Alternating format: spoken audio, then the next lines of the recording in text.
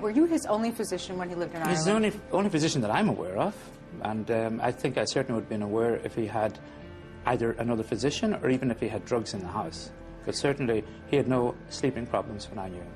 The defense theory is, in the Conrad Murray case, that Michael Jackson was a lost soul, a nomad, if you will, after the trial ordeal in Santa Maria. He was lost and needed an insomniac, Sure. needed drugs for this. Sure. Did you see this as his physician when he lived in Ireland? I never seen it, you know, and I never prescribed him any drugs for insomnia.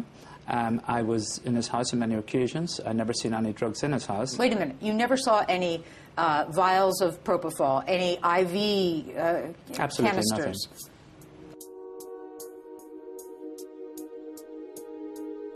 There is another theory floated out by the defense that, in the case of Conrad Murray, that Michael Jackson was very familiar with propofol, that Michael Jackson had the ability, therefore, to inject himself with propofol.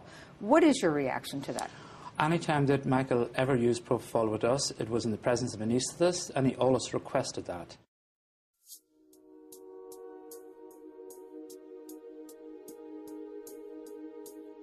Was there an opportunity for you to, or somebody, to administer propofol to him without an anesthetist, and he insisted on having one?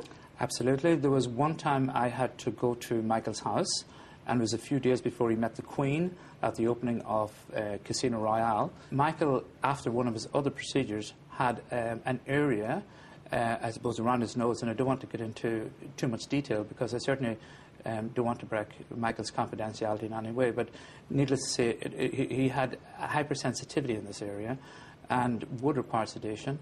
And I couldn't get an anaesthetist to go to the house that night.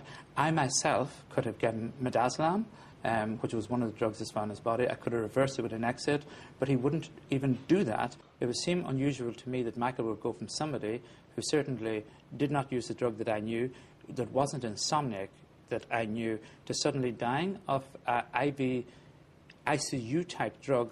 I think it would be highly unusual for a doctor to use the combination of a benzodiazepam and propofol together outside the environment of an intensive care unit or without having some qualifications in anesthesiology.